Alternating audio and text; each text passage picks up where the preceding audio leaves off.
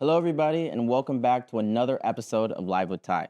Today, with us in studio, we have the New Zealand native turned local Bostonian and the captain of the BU women's field hockey team. In her senior season, the one and only Payton Anderson. Hi. So, coming all the way from New Zealand, that's a flight that's over 22 hours away, correct? Yes, yeah. So, what do you do to pass the time on those super long flights? A lot of Netflix. Sometimes I take melatonin to try and sleep over the flight, but it's just a long, painful travel day. I can't imagine 22 hours on a flight is just miserable. Yeah. How often would you say you go back home?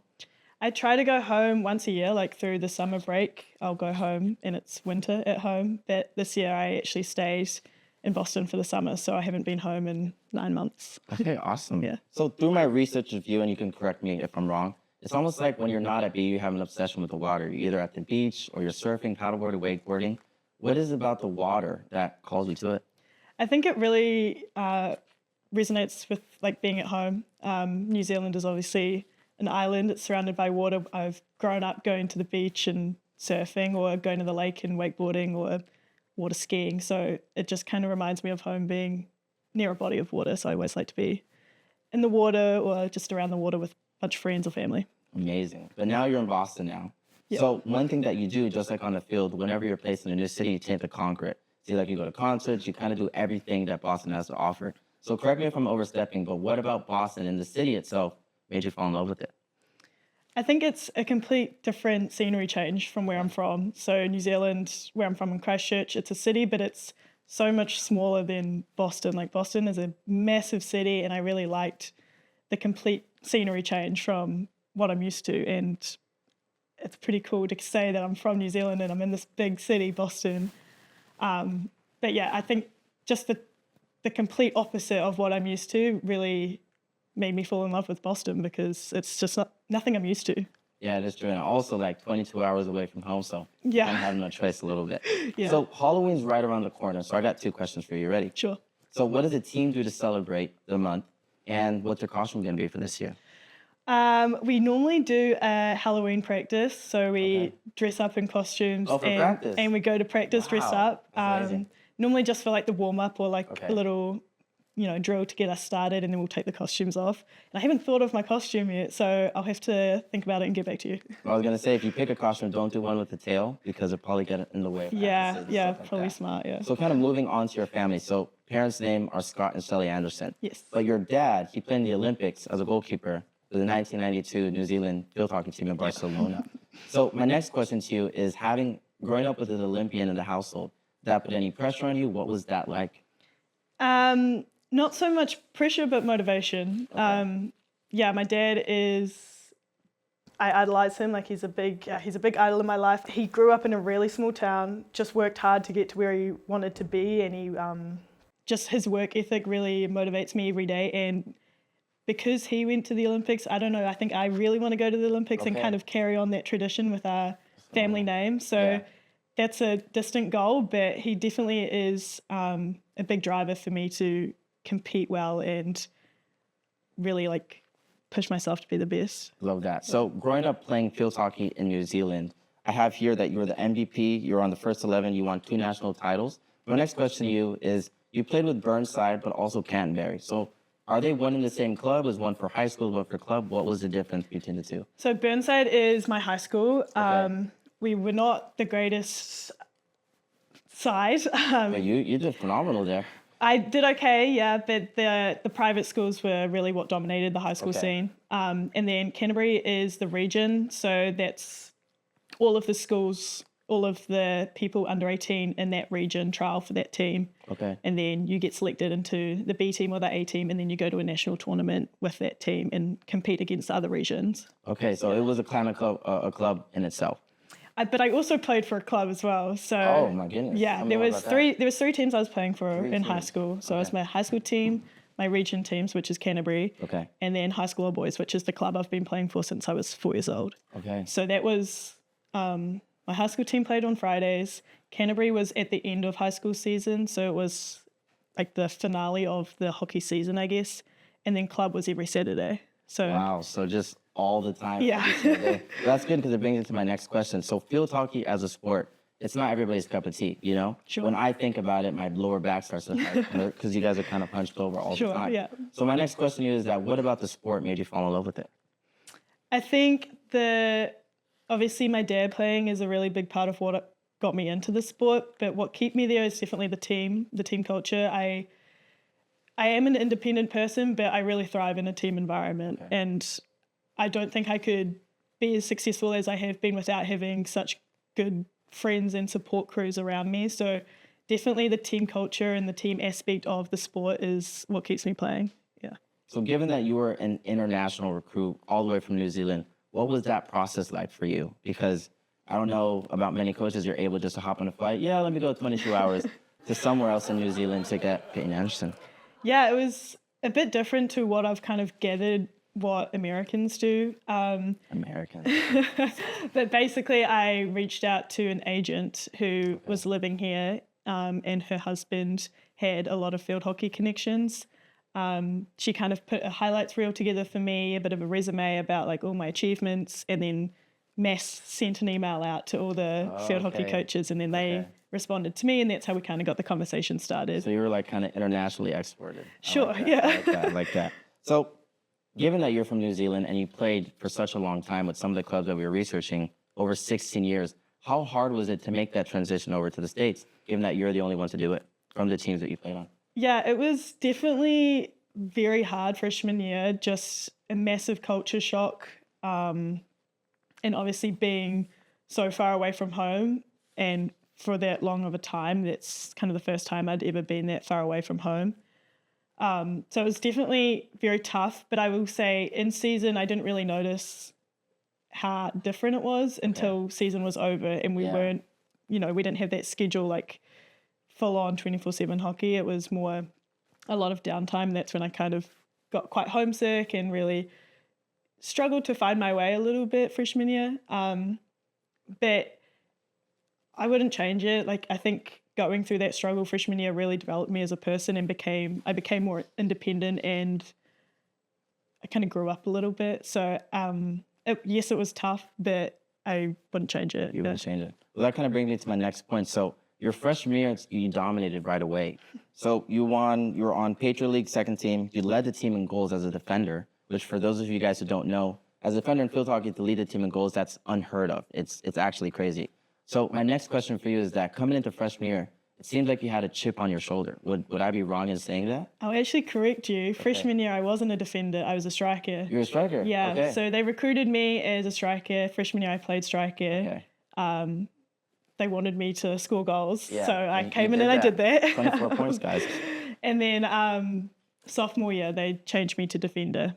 Okay. But yeah, freshman year, I kind of came in with a bit of a point to prove. I was a New Zealand striker, and I wanted to kind of show what I had to Boston, and I think I did that. You did more than that. So the point system in field hockey is something that's talked about a lot. How does it work a little bit? I'm not actually too sure, but I know that you get points for goals and points for assists. So I think goal, it's 2 points, and assist, it's 1 point. Okay. Gotcha. So yeah, that's how you can rake them up, I guess. Okay, got you. So that's awesome. So coming into sophomore year, your streak of dominance definitely continued. Is that when you made the transition to more of a defending position, or? Yeah, so sophomore year, I came back from being at home, and I was determined to do better than I did freshman year, obviously, as a striker, coming in thinking I was going to play striker again. And the coaches sat me down first day of preseason and were like, we're going to move you to centre back. So I went from the striker line to the very back.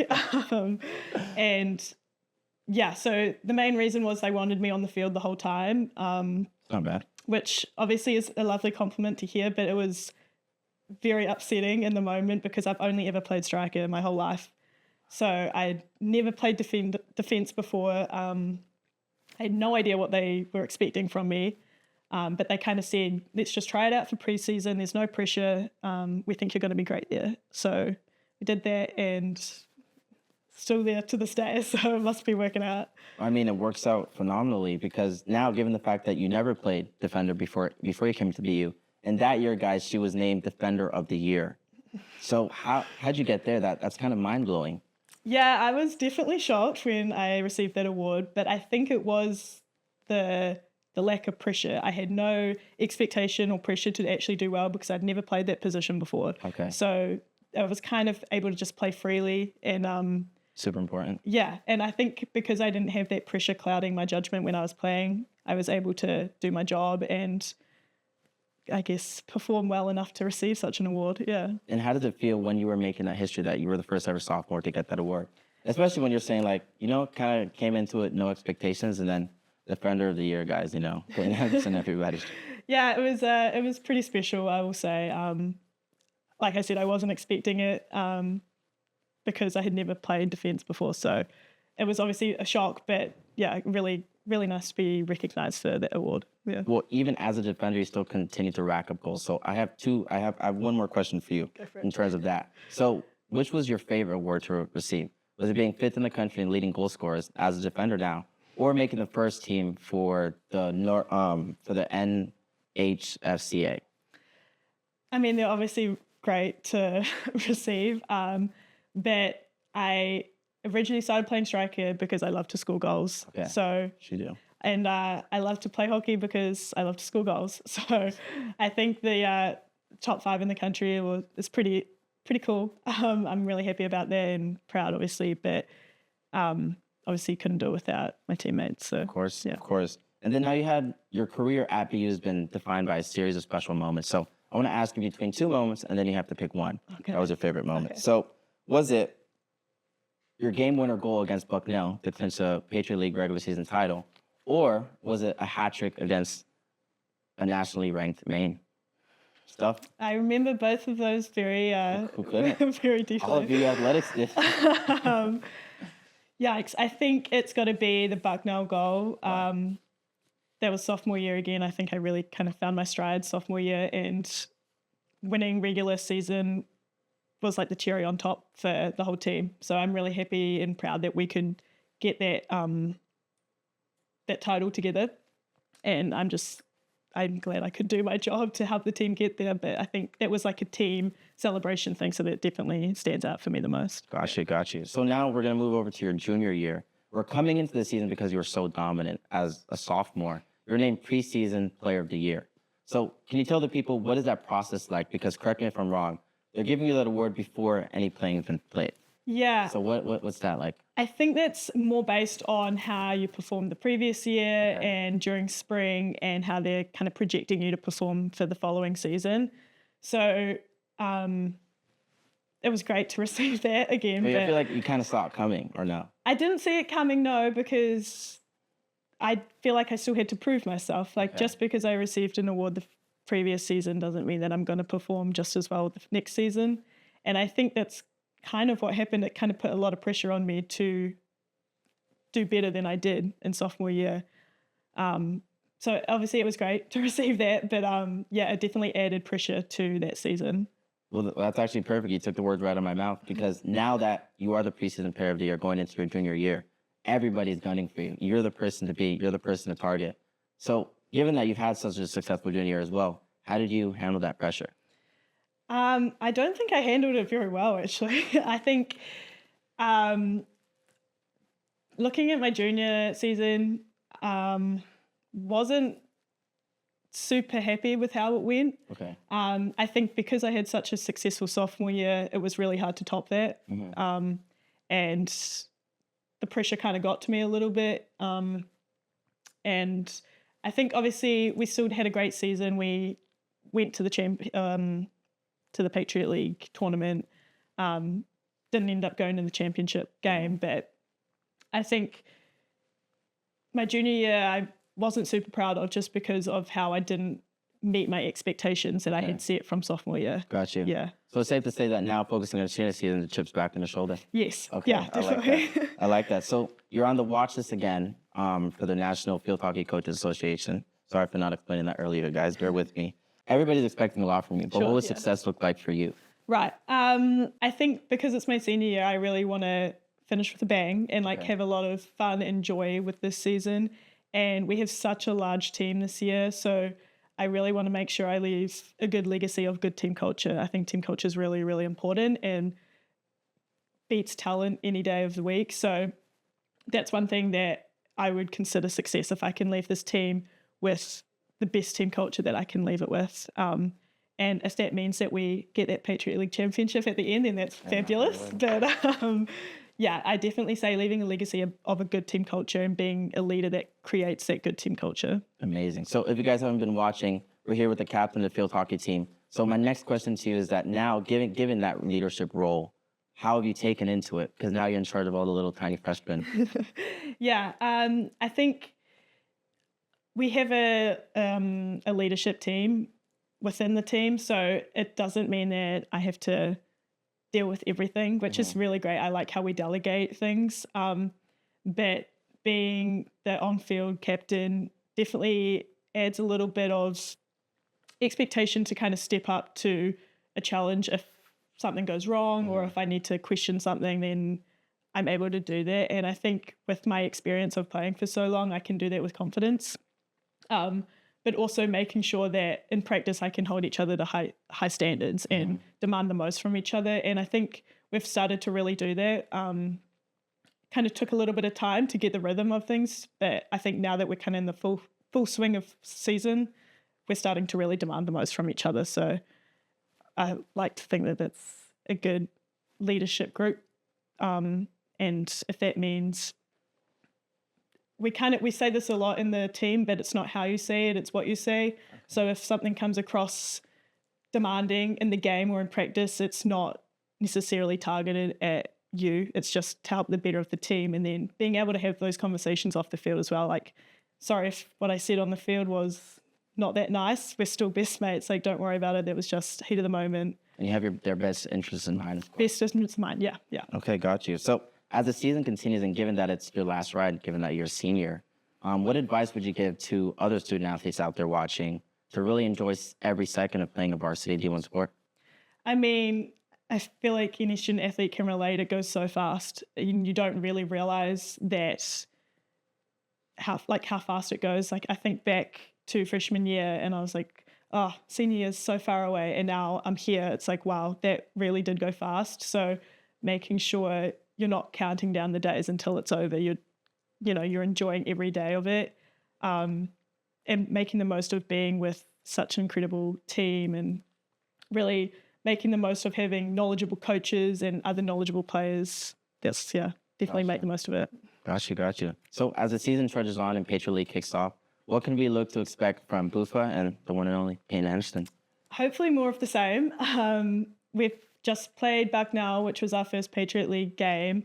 Unfortunately, it didn't go our way, but that kind of just adds to the chip on the shoulder. So we've got Lehigh coming up next, and I think we're just going to keep building and keep getting better. We're really making our strengths stronger and lessening our weaknesses. So we're really trying to fine-tune those little mistakes, I guess, but we're just gonna keep building on what we've got because we have a really great foundation and a lot of potential within the team. So if we can just keep building on what we have, then we're going to be unstoppable.